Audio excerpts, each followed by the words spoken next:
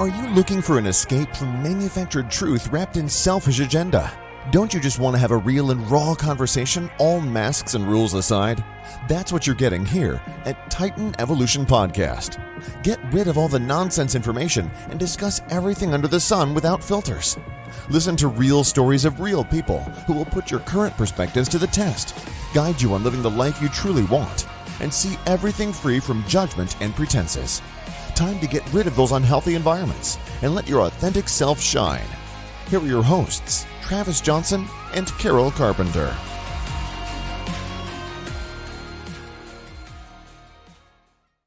Hey, welcome to the show. I'm here with my fantastic co-host, Carol. Say hello, Carol. Hello, and we Carol. have Jessica Brown in studio today. I like saying in studio because it sounds more professional than three people in different rooms in their own homes. But Jessica comes to us as a motivational speaker and a coach. She's got her bachelor's in communications as an Army veteran, and you wouldn't know it by looking at her, but English is her second language. Welcome, Jess. Thank you. Thank you for having me, Travis and Miss Carol. I'm happy to be here and excited to just chat with y'all, share my story. It's fun. It's like the highlight of Carol's week when she gets to hang out with me and our special guest. Yeah, right. Yeah, I have nothing else going on, right, Travis? My Nothing God. else going on. She's basically just lounging around, Right. Cheetos, wondering why she doesn't have more Travis in her life. And so this is our Oh, my compromise goodness. to get her some more Travis in her life, because like, who doesn't need a Travis? Am I right? You can tell from these overtures that this is a very serious show, and we want nothing more than to be procedurally accurate and some other nonsense, I'm sure. Jessica, you've done all these cool things, and I didn't realize English was your second language.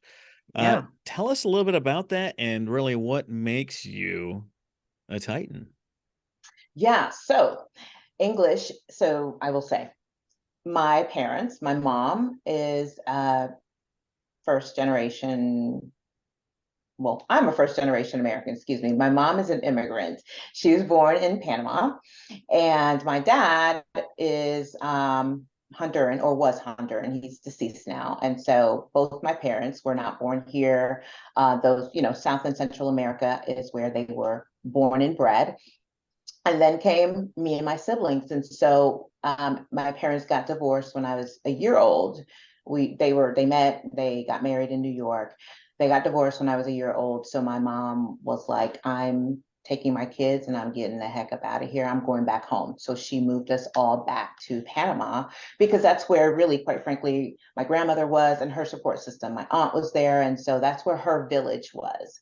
And, much to my grandmother's chagrin and other elders that were like, why would you divorce this man? You have 3 kids, you're a housewife. What are you going to do? You're not going to have a life. And she was like, I'm not going to stay with this man that is a habitual cheater. He is never here. He's verbally abusive. And why am I going to live here like this? And so she was like, I'm out of here.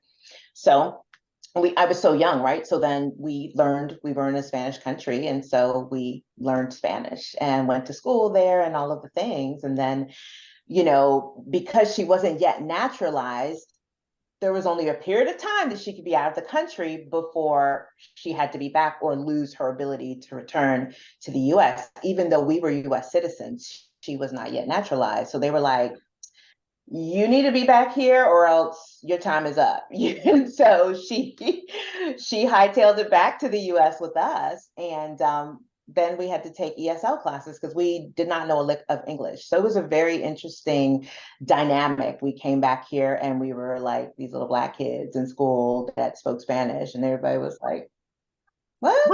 Oh, we'll put y'all in ESL then. Oh my God. It was interesting. But I will say, and at that school, there weren't many that looked like us, but we were embraced. We were old? We were 7. So yeah, about You were 7 years of age when? Yeah, Okay. So that would be first, second grade, something like that. So yeah, we were embraced by our teachers, and the only thing my mom said was because the teachers told her, stop speaking to the kids at home in Spanish, because we need for them to learn the English language, and if you don't, then they won't learn it. And she stopped. And so my brother completely lost it, he doesn't speak at all any Spanish anymore. He doesn't know any. And so she said that was her regret, because that was that's a huge part of our culture.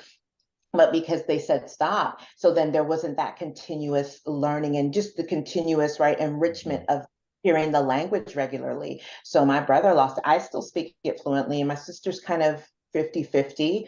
But yeah, so my mom said that was her biggest regret, was doing that, because she, really felt like it took away something from, just kind of our heritage. But that didn't change. We still were around the language whenever she would talk to her sisters, especially when we were acting up. She thought we didn't understand, but she'd be talking about us in Spanish. Kids, I don't know what we did, this and that.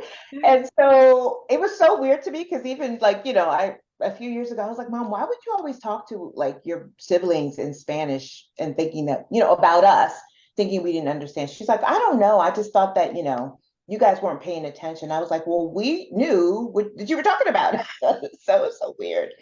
But yeah, so that started our journey, and we were raised around just different cultures. We had I want to say it was an Iranian family that took us in.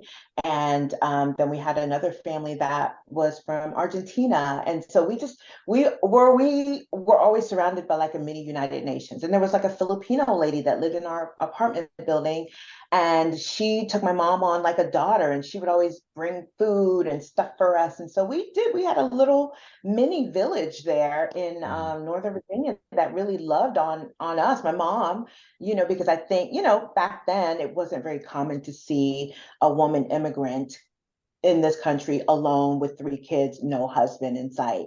And so I think I don't know if it was they felt sorry for her, but she was my mom's a great woman, but they just loved on us. And so we were never without someone to watch us, someone bringing us stuff. They would travel, they would bring my mom things. So, yeah, that was the beginning of the journey. And my mom's work ethic is part of the reason why I think I'm the woman I am. And as far as what makes me a Titan, oh man, I just would say so much about who I am, the fact that I fully embrace that I'm an Afro-Latina. I am a woman that's walked her journey through all the challenges of childhood into adulthood, into healing, to being a mom that saw that I wanted to be a mom so badly, right? That even though that didn't happen in my marriage, that I decided to take the journey of adopting a child alone out of the foster care system. So all of those things wrapped up in one, and the fact that I'm just a cool ass chick. And well put. So yeah. It's important to put the right emphasis on those words, cool ass chick, because if you change the emphasis, you can get a whole other meaning. Yeah. Okay, we're not gonna repeat those words under that emphasis. So I am going to ask you a question, Jess. I wanted to find out what was the reason you adopted, because you kind of briefly breezed over that, and was it the inability to possibly become pregnant that that caused that? That's a great question. So I was married previously, and myself and my ex-husband tried to get pregnant, and unsuccessfully. And so we started the process of, going through the test, to see if I had any blockages, if his sperm was swimming right, and all of the things. At this time we were married, he was active duty military. And so right before we got to the point of seeing, okay, are we going to do hormones? Are we going to do whatever? He got deployed. And he was yeah. right. And he was gone for 6 months. And that was the longest 6 months of my life, but also that was the beginning of the end of our marriage, Mm, sadly. It sounds like So a huge blessing, right? You didn't get yourself entangled with that guy, right? Because that part, that's a whole other can of worms. And then you were able to bless a young lady out of foster care. And abs- I know that I've spent probably hours on this show already talking about my foster care journey, but like that means a lot. That means a lot. So many people get hung up on having kids as being having their own kids. And there's so many kids out there that really need a quality family to be around and interjected into. And, right now, like, aren't you helping another young lady in the Houston I, area? I am. I met this young lady at the She Talks event where we formally met, Travis, and we were just talking, and she was sharing a bit about what she just recently experienced, which very much spoke to my heart because I too, her mom has Dominican background, and so, but she looks like me, and so, she was going through how some kids online were saying, oh, you're not Hispanic, you're faking. And I was like, first of all, it is not your responsibility to prove anything to anyone. You need to know who you are and stand firmly in that. Mhm. Everybody, nobody else matters. And so we just talked, but it just struck such a chord in me because when I was going through my teenage years, I completely shunned the Hispanic part of me because I didn't look like the Hispanic kids at school. I looked more like the black kids at school. I'm So sure it was confusing too to a lot of people. So, shunning it was easier. I get it. I mean, I was a first generation here, and my family is Taiwanese, and I wanted nothing to do with my culture. Now, I spoke also Taiwanese, right? I didn't want to be associated with being Taiwanese. So I only spoke English, and it was difficult. I wouldn't even eat like our food because I was like, I just wanted to be incorporated as an American. And luckily my mom was just like yours, she would speak the language occasionally. And because we were around family, we would hear it. So it never went away.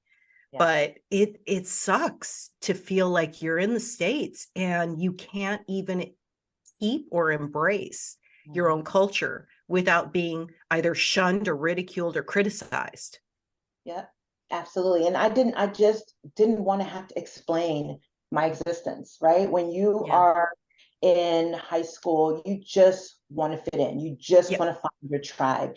And so, but my friends would call me because that back in those days, we did not have cell phones. So they would call my house. My mom would answer, hello, and she'd have a Spanish accent. And, my black would be like, who's that? I was like, that's my mom. That's your mom? Well, she has an accent. Where's your mom from? I was like, oh yeah, she's from Panama. You're Spanish? And I'm like, Oh, and so like, geez. yeah, so it was just that nature of, I'd be like, yeah, but I would just totally like break, But you would have to explain it all the time, right? It was like this identity crisis. and so because I would just kind of glaze over it really quickly, they just stopped asking, right? And so, I didn't speak around them, none of that, just like you, Carol. And so I just didn't want to have to explain that because I was like, I just want to be, we're going to hang out, we're going to hang out. I don't want to Right. have to explain my mom is from here, my dad's from here, but how am I black and how am it just was much. And for a teenager, like that's a lot, like to try to have to educate like all of my friends. So I was like, forget about it. And so I didn't speak Spanish for many, many, many years. Same as you, Carol, because I was like, but I did, let me tell you, I did eat the food. That part, I was like, listen here, we're gonna Well, eat this. We're gonna just eat so you know, I did as I grew older because, I think it became much more acceptable at yes. that point. But when you're young, you really just want to fit in.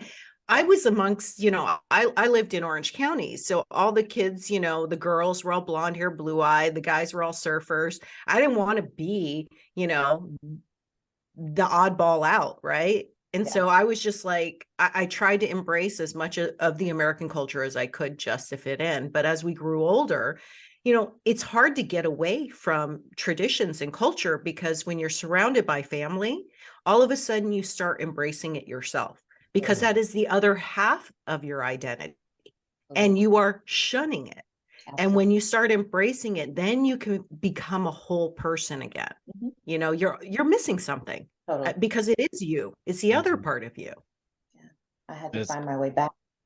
that's so true. I don't have the same story about being a first generation American, but I definitely can understand what a big pain in the ass it is to explain your history to every damn person you meet, especially because kids and teenagers just don't know.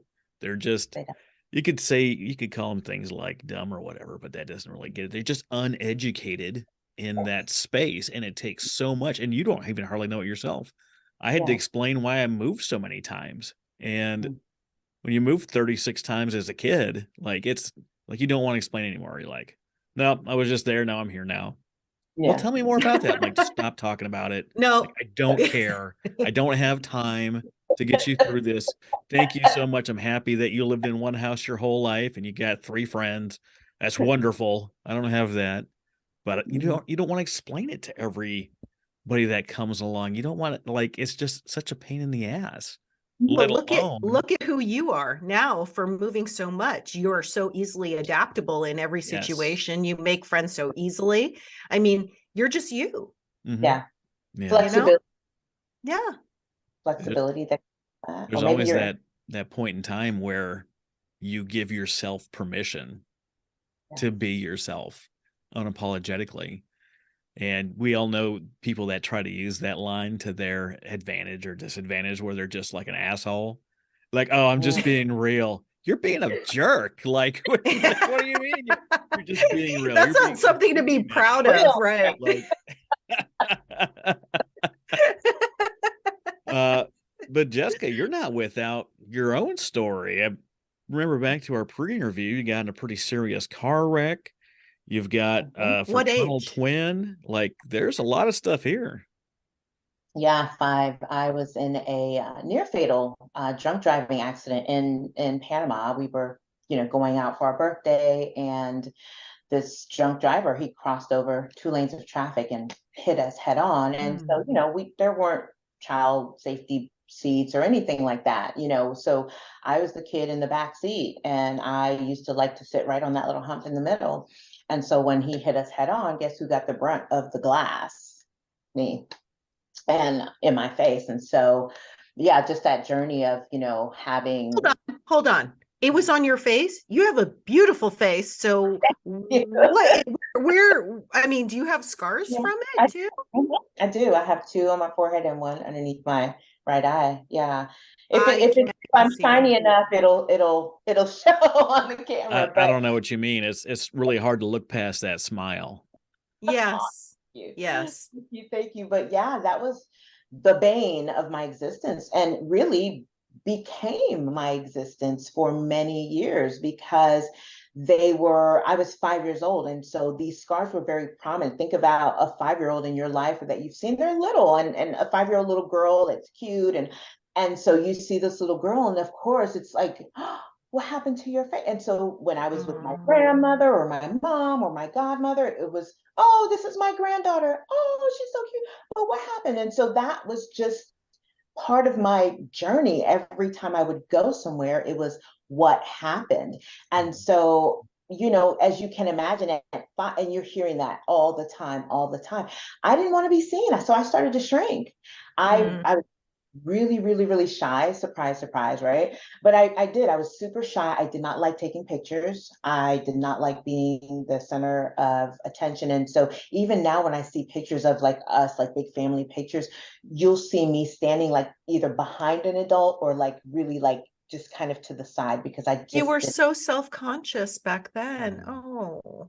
And that really bled into adolescence, teenage years, even to early adulthood, because I hid behind that. By the time I hit, I was able to do my own hair in middle school, I wore bang. I wore bang all through middle school, most of high school, because I felt like, again, I didn't want to have to defend who I was. I didn't want to have to explain how I got the scars. I didn't want to have to go through all of that. I just wanted to be, right? And so as young people, we're trying to figure out who we are. But then when you have, and that's for any kid. If you have an arm or you have a limp, or anything that makes you different, you want to hide that, right? And so for me, I hid that I was Hispanic. I hid, I tried to hide the scars and all of those things because I just wanted to be. But what that did was I didn't know who I was. So I was pretending to be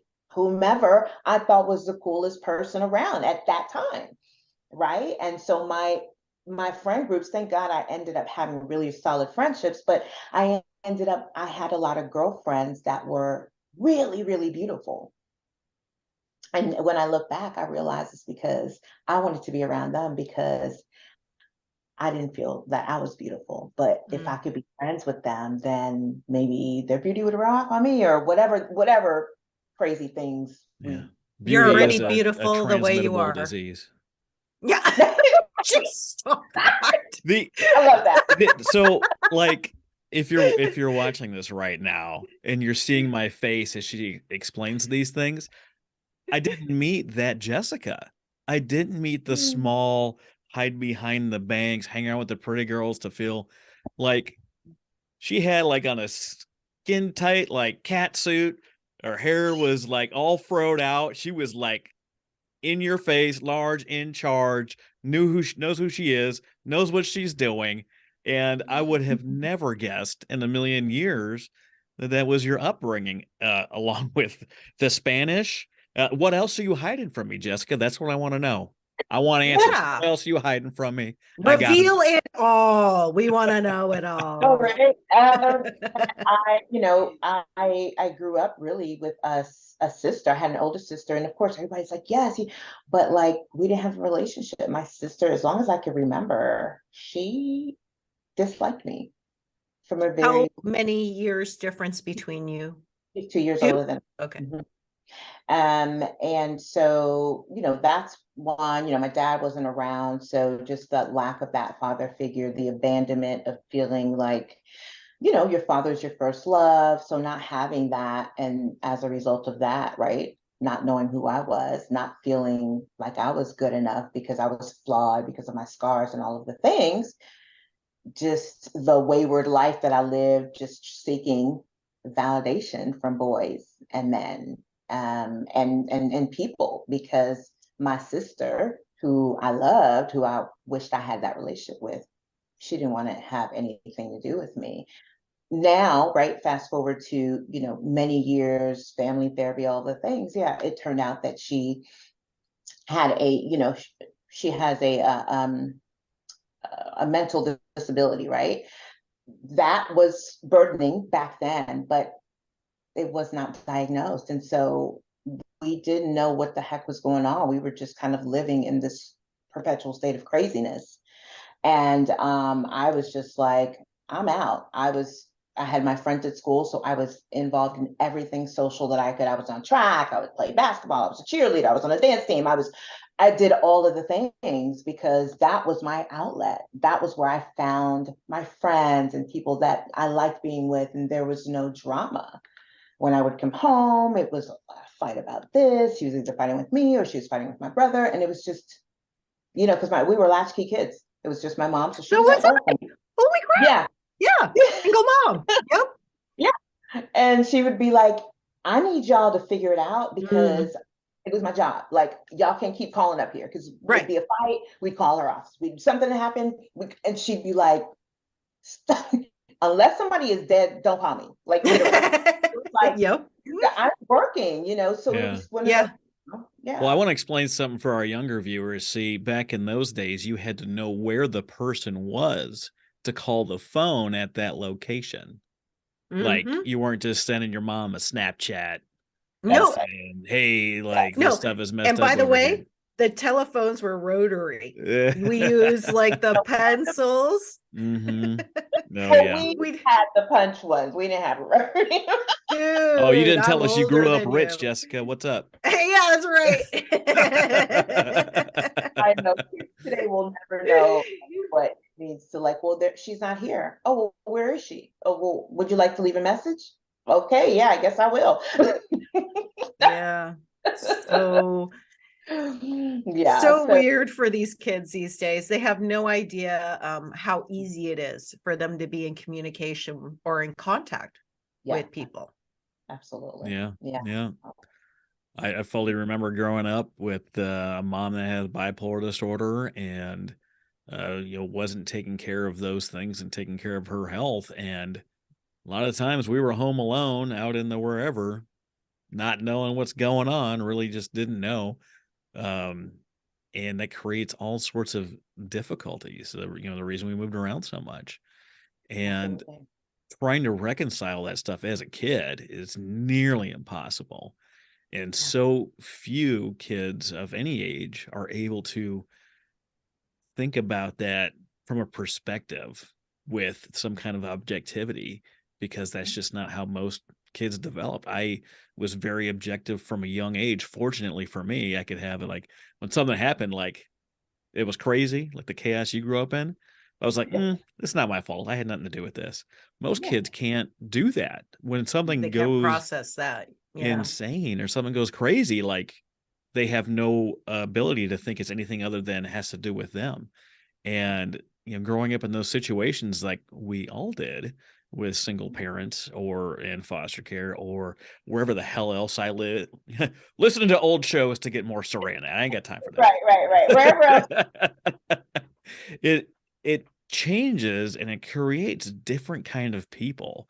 And we have all this brokenness within us. But when we actually start to repair those things, when we start to believe in ourselves as people, stand firmly on who you are, as Jessica said earlier, when you can do that and know who, even if you ain't got it figured out, right? Yeah. Even if you're like, I still don't know all these things. If you believe in yourself to do whatever the thing is, you can change anything. You can change any aspect of your life, any aspect of who you are. You can grow those bangs out, which anyone listening to the show knows how I stand on How bangs. he feels about bangs.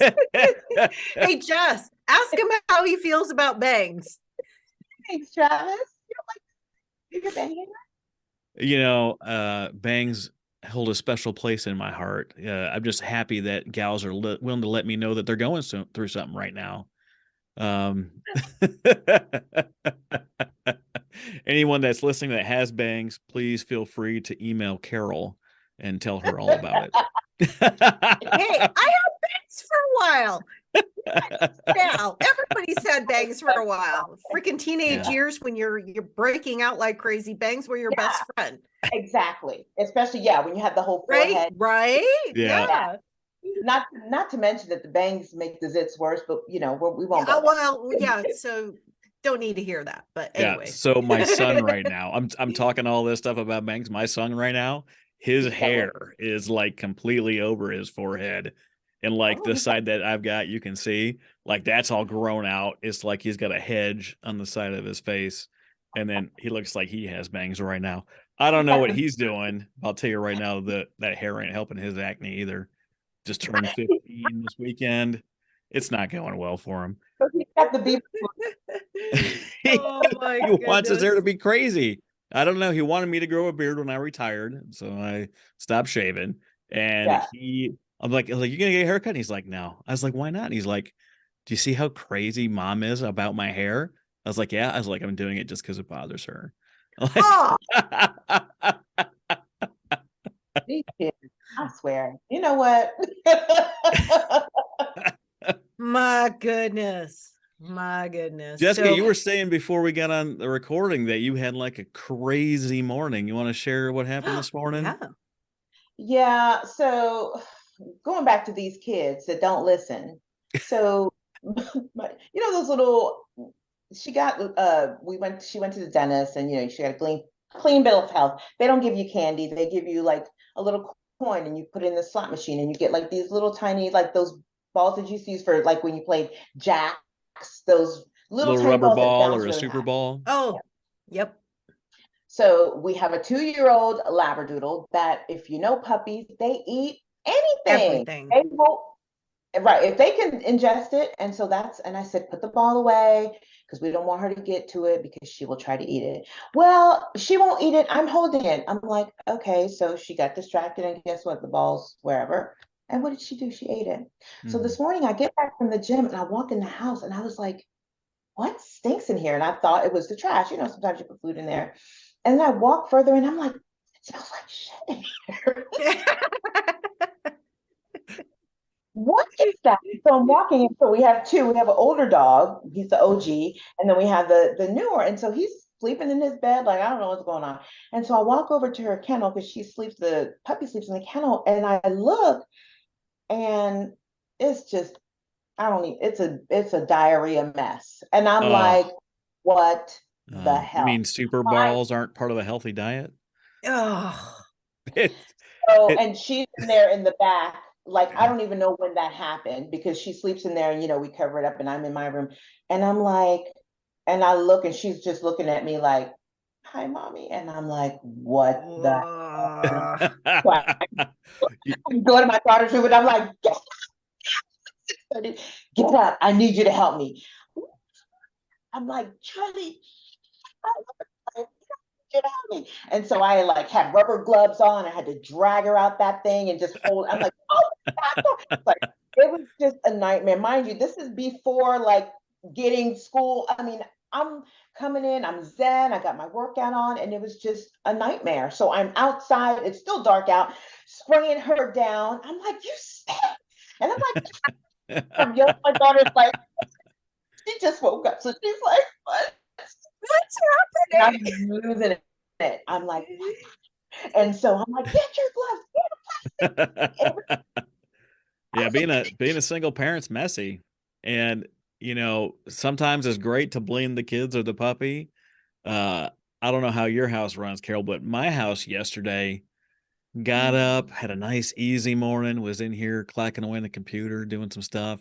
And I hear in the other room, my wife, it's just me and my wife home, and she's like, son of a bitch, motherfucker, are you kidding me? And I'm like, what is going on Uh-oh. in my house? No, my house, so just so everyone listening knows, my house is pretty much zen, like all the Mhm. time. There's never any disasters or catastrophes.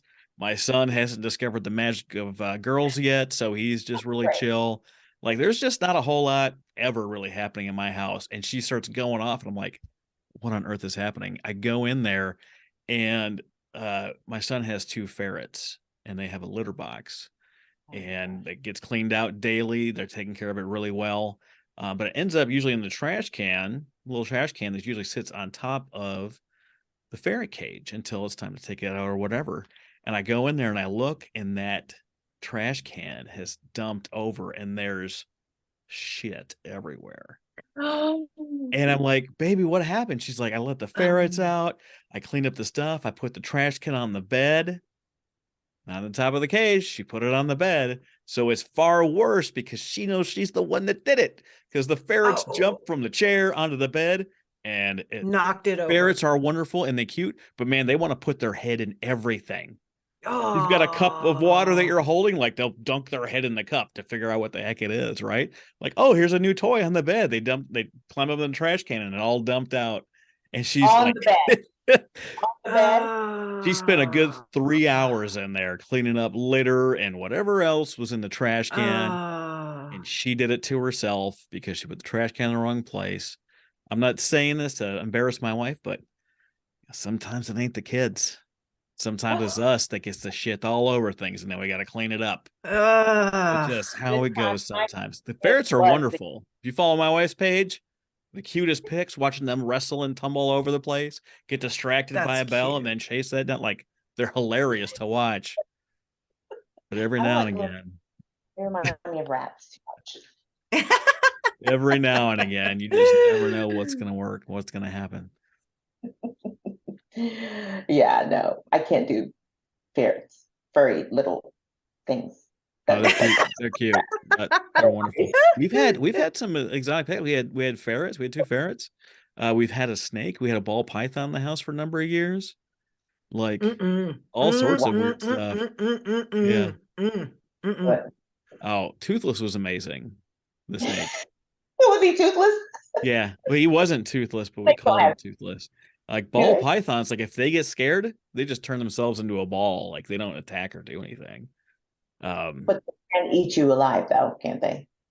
Well, not these. Oh, They that don't get that big. I don't get Ball that. pythons, like the longest they get is like 5 feet, and they're not that big around. But Oh, in diameter. like, Okay. yeah, Okay. I'm thinking Python. I'm thinking, oh, no, not a Yeah. python, a no. ball python.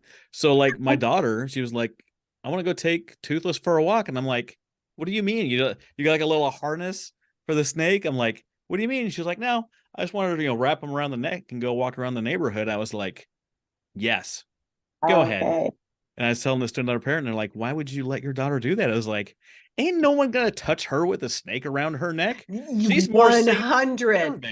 my Yeah. safety is based on how much cake I eat. Her safety is is a snake. I'm not worried at all. Like no one's kidnapping Oh me. my No one's God. gonna get anywhere near my daughter with a snake around her neck. I'm fine. Go ahead. Oh my Lord. Yeah. And so when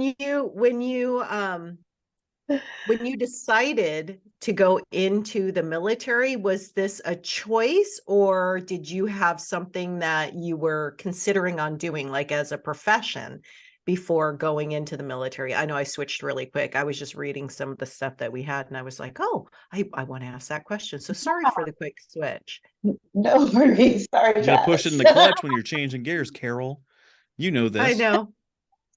So I Yeah. actually wanted to be a nurse. I always thought I wanted to be a nurse, but my mom was like, I would love for you to go to college, but I can't afford to send you to college. So you're going to have to figure it out. So I was like, okay. So they had career day, and of course, the line of recruiters, Army, Navy, Marines, Air Force. And they're of course all like, yes, we'll give you money for school, da, da, da, da. And I was like, okay, how long would I have to commit? They're like 4 years. I'm like, all right, sign me up. So that was it. Why Army? Um, Did you still have bangs at this point? Let's be clear here. Stop it. Stop it. Jesus. I did. And I was so into the social scene that I totally missed the whole you need to apply to colleges. I was like, oh. And so I went to see my guidance counselor. She was like, Jessica, you're too late. I was like, what do you? She's like, all those college applications, that was mind you, I think this was I don't know, March. She was like, they were due December, January. And I was like, oh, she's like, so your options are, community college or sit out a year. And I was like, no, I'm not going to community college. Army. So then the career fair was after that. And so I was like, well, this is going to be my direct line because I didn't have a car. So I was like, I'm not about that bus life. I'm not getting on the bus to go to so I was still a little bit bougie back in those days. I'm bougie now, but I was not about to get on a bus and go to anybody's community college. That I didn't have a car. My mom she always drove a stick shift, and she was like, this is my only car. You will never learn how to drive this car. You're on your own. So I was like, no, I'm not taking the bus. So I signed up to go, and that began my journey. And so they said, we'll give you your GI Bill and, money, just owe us 4 years. I was like, all right, well, I rationalized it as 4 years of high school went by really fast. So 4 years in the military would go by fast. Little did I know, that was the longest 4 years of my life.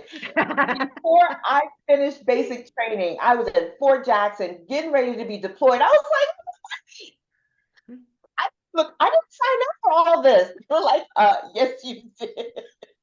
The moment you put your hand up, you sure did sign up for it. And I was like, what? I mean, I was getting geared up. I was getting measured. They lifted I was like, oh, this is really happening. And I was literally talking to my mom like, yeah, mom. So I don't know when I'm going to be able to talk to you again. Because it was really, you would move from one station, then you'd have to get your vaccines, and you had to get new uniform. And I was like, what's happening? What year was this? This was 91. Yeah. So enter Desert Storm. Yeah. Did you know So that was going on before you enlisted? Or was it going on before you enlisted? no, I didn't. Maybe vaguely, but I wasn't Pay that much. attention. You didn't Yeah, realize you signed up for a war that was happening right then? no, because I think things were like contained, right? Like Mhm. they whatever was happening there, and so I didn't really. And my MOS was like transportation, and I was like, because I wanted to go into nursing. And those recruiters, I mean, they they'll sell you your own mama back to you if you let them. So I was dumb. I was like, just all right. And they were like, well, based on your scores, this is where. And I was like, this is not nursing. They were like, no, this is what we have available. I was like, all right. What did I know? I didn't know to like push back and be like, no, I need to see whoever I need to see about getting into the nursing program. So I was in transportation. And yeah, so guess what, Travis? They were like, oh, transportation, perfect. We are going to be shipping all of this equipment overseas to Saudi Arabia, and we need you. So Oh, yeah. So, right, I didn't know what the MOS was. They just said, they give you a very brief one liner. Okay. So once I went through basic and then I got into AIT, I was like, oh, this is too less. I'm in, I'm all in, right? And then once I finished AIT, they were like, yeah. So I'm like, oh, where's my duty station going to be? They're like, yeah, so your duty station's going to be at Fort Eustis, but guess what? That group is getting ready to deploy. I said, wait, what? Off to Fort Jackson I went. Mhm. And yeah, that was the beginning of my first deployment. It was scary as hell. I mean, I was a baby. I technically, like, I left my right. mom's house, and yeah, and so Mhm. and the day I landed in, where did we land? It wasn't, was it in Saudi? It was one of those bases. I guess I was just all the pomp and circumstance. I was so sick to the point that they had to give me an IV. I was dehydrated. I now know I was dehydrated, but I was like, what? I literally remember, because you're in a new country, and even in the chow halls, the food ain't like the food in the US. And so I don't know if what was going on, but I remember the smells, and I remember sitting there, and then I just Just remember didn't agree with you, did it? Mm. Yeah. I didn't even eat. I hadn't eaten. I went through the line with my thing. I still had, like, my food was all on my tray, but I just remember sitting there, and I was just kind of like, and then, yeah, next thing Yeah. Well, yeah, I I mean, you spent the learned first, one of the three pillars of military medicine, right? Dehydration, and you've got Motrin and clean socks. That's the end of all the medical training anyone in the military gets. At least that's how they recommend to their people. I think maybe it's getting better now, but yeah, but back in I the guess I day, was, that was yeah, it. Drink more I had, water. Oh, you mhm, don't feel right? Take Motrin. yeah, Yeah. that. And yes, we're going to pump you up with this IV bag. But oh, by the way, this hangar that you all are all living in until you get to your next, the bathrooms are outside. So I'm like, wait, what? So in the middle of the night, I'm out here. Oh, and then you have to take this bucket. I'm like, where am I? And I was like, what is this? Like, literally all the things going through my young mind was like, what have I done? What Yeah. have I signed up for? Yeah. Turning back, I was already in this foreign country, Yep. dehydrated for 24 hours, and of course had nothing, because they gave me all this water and said you must drink it. So I'm going to the bathroom, and I'm like in the middle of the night outside. And granted, there were, the MPs and all, but I'm like, still, like, I'm like, it's dark out here. I'm peeing outside in a bucket. What is this? This is nuts. Yeah. This is So not how many years then did you end up spending in the military? And for. then 4. Okay, so the full 4. And then when you got out of the military, what did you do? I mean, like what was your game plan at that point? Go to college, because I was like, they wanted me to stay. They were like, oh, you're a good soldier. We could see you retiring. I was like, look, I came in for the money. I'm not staying. They were like, is there anything we can do? I mean, they were throwing all the incentives. I was like, no. Mhm. I had my best friend from high school. She was already in college. I think she was almost 2 years. Well, she was a year shy of graduating. And she was in Williamsburg. I was in Newport News, and she was like, just come move in with me. I'll help you do your college application. I was like, okay, let's do it. So I literally got out, went, yeah, we had an apartment, or she had an apartment. I moved in with her. We signed the lease, all the things. And I got out in September. January, I started my spring semester in college. So I was focused. I knew what Yeah. I wanted to do. And See, I what'd you wanted to say major in? something about the military right there, because when you're in, you're carrying your own bathroom bucket. But when you're getting ready to Ugh. leave, oh man, do they want to give you anything and everything to get you to stay. The only Yep. time they're your friend is like, oh, I heard you're getting out. I want to let you know about all of these great things that are now going to happen now that you stay in. And then when you Why say didn't they yes, just offer it to begin with? because they got Exactly. you, they own you. Mhm. Once you're Mhm. in, you They have don't have, orders, whatever those are, and you execute them. And when it's time for you to re-enlist, all of a sudden they remember that, oh, they're your best friend, and they want to make sure you have a great college experience or exactly. great military experience. And then 2 weeks after you sign, it goes right back into the suck. Yep. Ugh. They're like, And where that's one would of you the like? things in the military is it's called Yeah. embrace the suck. It's so terrible that everyone just goes ahead and onboards it as their personal operating. Like when I went to retire, they gave me a promotion that I had to decline and send back. They made me an 04. And Wow. I was enlisted for 11 years and then commissioned for 11 years. They're like, yeah, we want you to stay. You can make some real difference. You can make some change. I'm like, you just told me 3 weeks ago that we can't make a change because we work for Stratcom. So were you lying to me then, or are you lying to me now? Right. Which Well, one what is would it? it take for you to stay? I'm like, sir, you can give me Oh your Lord. paycheck and I wouldn't be interested. Yep. Yeah. Yeah, they did. Where would you like your next duty station to be? We can send you anywhere you want to go. And I was like, Oh, yeah, now no. they're giving you choices? Yep. I've never had a choice before. Come on now. Right, right. Yeah, Yeah. it's a, yeah.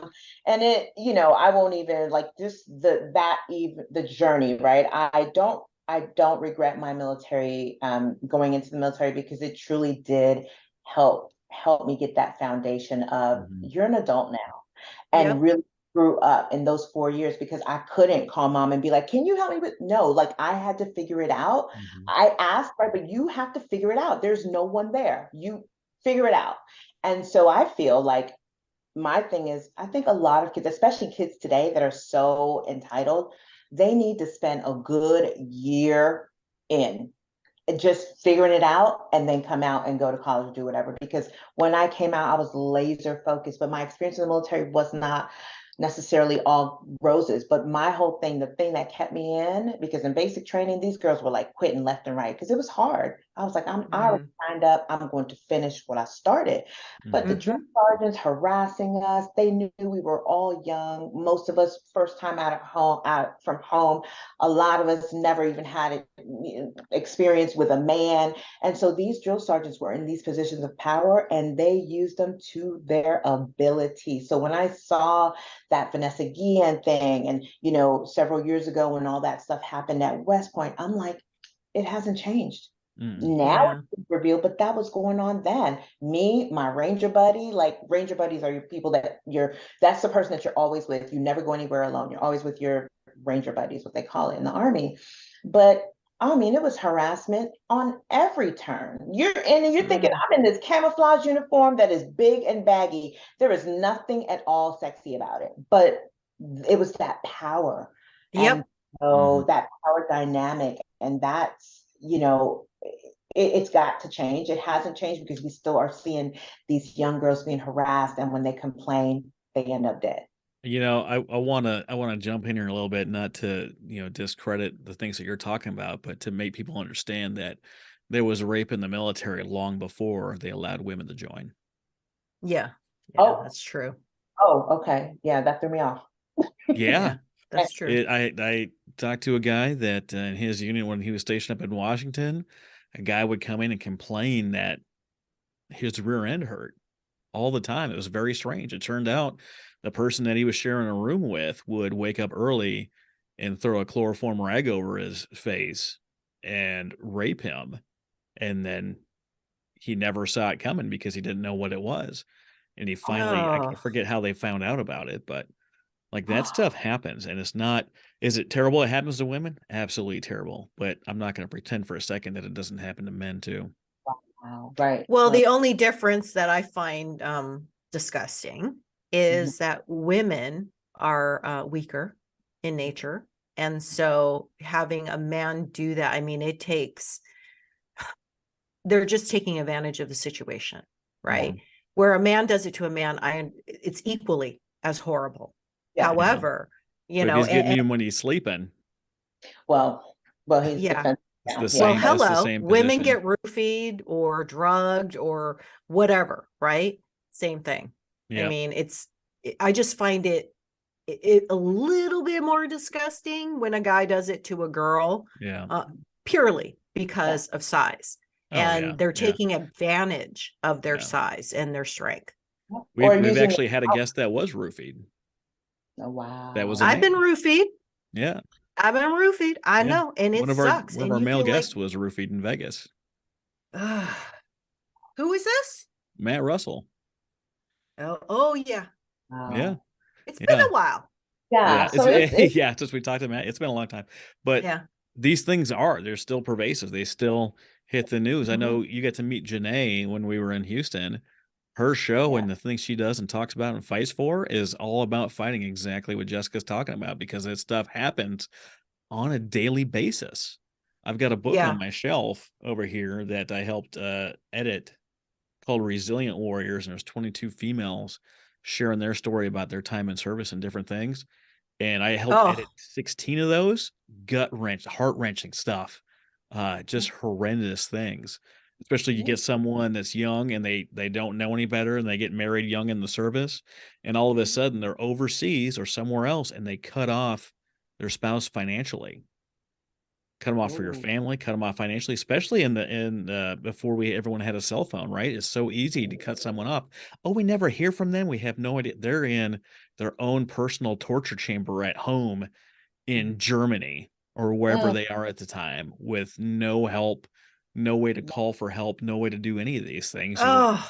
It's the isolation. That's Isolation, horrible. forced and isolation. Oh, These things and the happen. power dynamic, because you learn the chain of command, and they drill that into your head, and you do not go against that chain by any means necessary.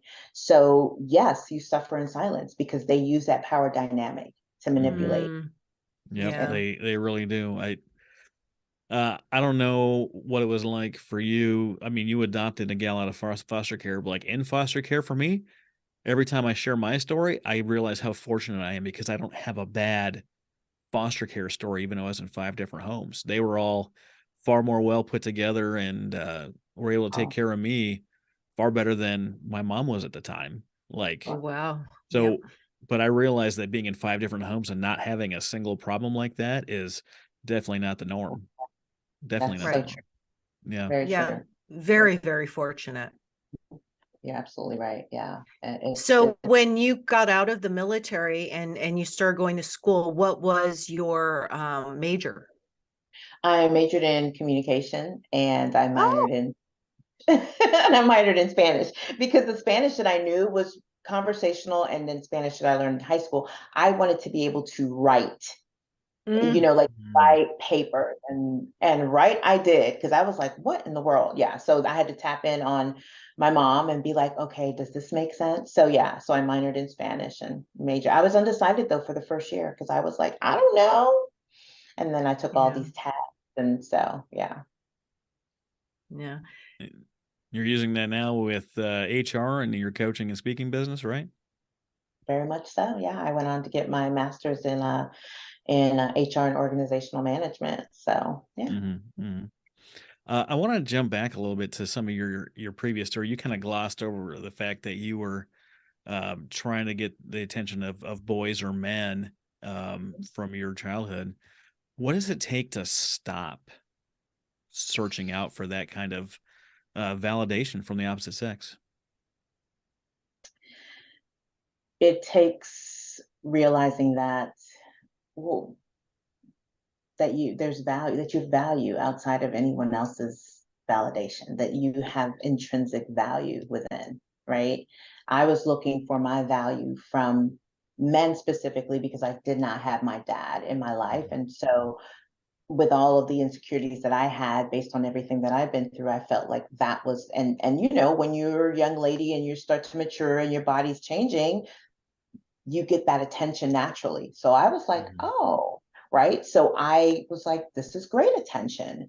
But it turned out to be not so great attention because, right, not all of the boys or men had the best intentions. So how do you stop is, unfortunately for me, going through a lot of situations that were not so great and did not serve me well, that left me even more insecure and feeling devalued than I started. Right?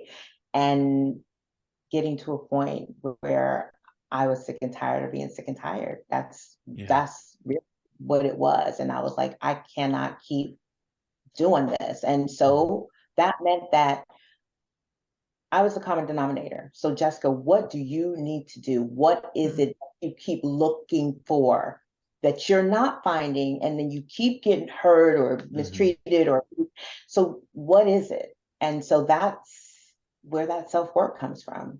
The realization of I'm tired of bawling my eyes out, saying what's wrong with me, why this, why that, and realizing that I am good inside, but I need to believe, I need to know that, I need to understand that, and I need to get to know who I am, right?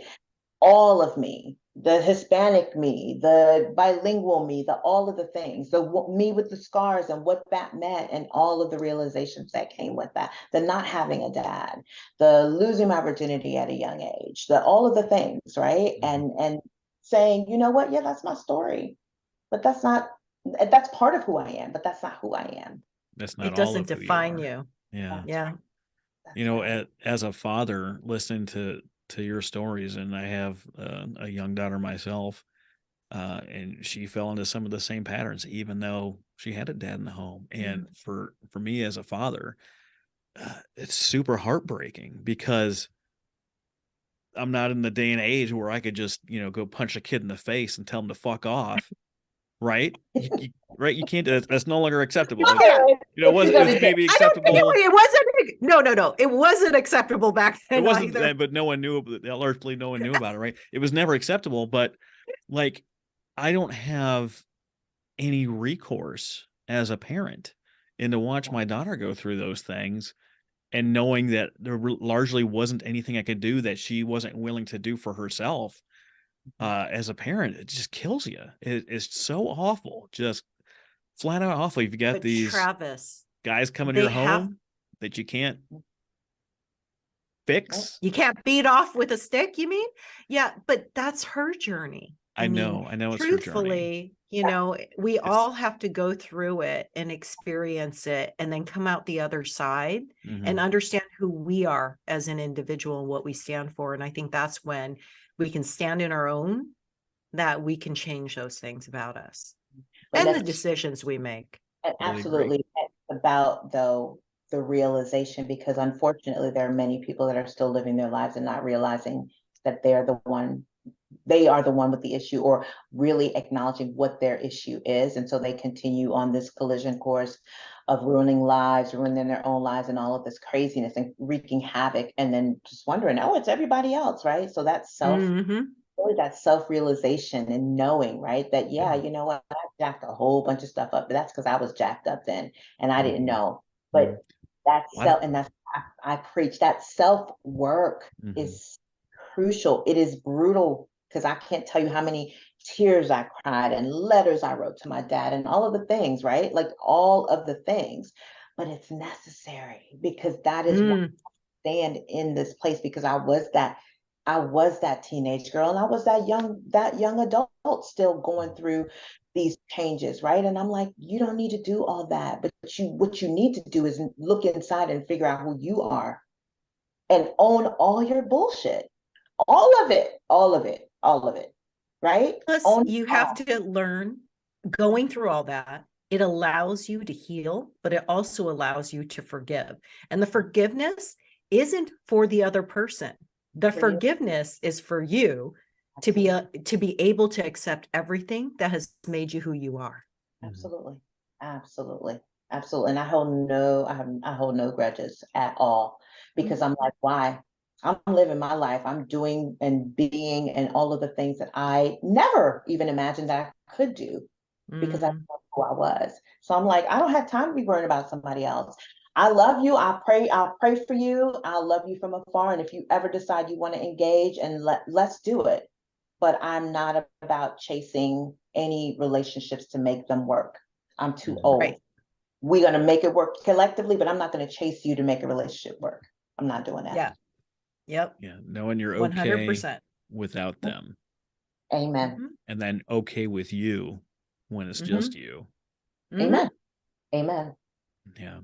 I love that stories like all of ours here really help refine who we are. It used to be when we were in it, right? It defined who we are. And now you're realizing it's just refining who you are, making you a little bit better every day when you start making decisions to take responsibility for your own shit. I know I had to do it. I know both of you ladies have done it. And when you actually take that step, you realize there's so much BS that you will no longer allow in your circle, in your sphere, in your house, Yep. because you finally have standards that you're enforcing. And it Absolutely. creates the most beautiful you that you can possibly be, inside, outside, spiritually, on whatever plane of existence you agree in or think about, is when you realize that you matter above everybody else. And that's not coming from a place of selfishness, because if Nope. you're not whole, you can't really help anyone else anyway. That's absolutely 100% true. I mean, you really have to have boundaries. You have to know who you are. You have to have those boundaries. If people cross those boundaries, then you go, yeah, no, this is my line. You can dip a toe over my line, but then we're done. That's You right. know, if you are that definitive and you don't allow people in your life that don't take accountability for their actions, then you have a great group of people in your life at that point. Absolutely. Absolutely. As we're getting ready to wrap up here, Jessica, share with the audience something. If someone's out there struggling, whatever mess they're in right now, what kind of advice would you have for someone in that place? Yeah, I would say, first and foremost, even if you cause the mess, right? Even if you cause the mess that you're in, like we've all caused our own messes, but it is up to you to figure out what got you there and find the resources to help you get out of it. If that means I need therapy, I need to figure out why I'm angry, I need to deal with my abandonment issues, whatever, my loneliness, my depression, figure it out. Like, and sometimes you're gonna need help. You're gonna need someone to help you. Other times it's doing that self-work, getting those self-help books to help you learn more about you. Journal. I was never really a fan of journaling, but during the pandemic, I started, and I was like, wow, just those, seeing your thoughts on paper, that's next level. Like, it is. You're like, I didn't even realize I thought like that. But do the work, find the help. There's so many resources out here. Therapy, free therapy, low-cost therapy, friends, family. Look to people that truly believe in you. Because if you look for help from people that are worse off than you or don't believe in anything, you're going to end up in the same spot. So find, even if it's that one person, that teacher, that person at church, that coach that believes in you, say, I need your help. Here's what I want to do. I don't know how to do it. Can you help me? And I believe, I know 100% of the time that person will say, absolutely, I will help you. So that's my advice.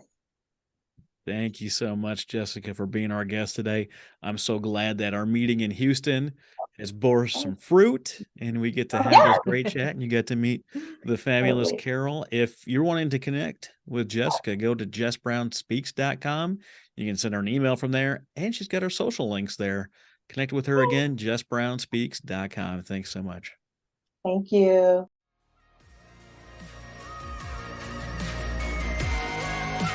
That's all for this episode of Titan Evolution Podcast. We hope this no-holds-barred conversation opened your eyes on what it takes to live a genuinely happy life according to your own terms. Now that you've treated yourself to such a refreshing discussion, you cannot listen to nonsense content anymore. Be sure not to miss an episode by subscribing to the show at TitanEvolutionPodcast.com. Don't forget to share the word so more people can be enlightened, informed, and entertained. Thank you for listening.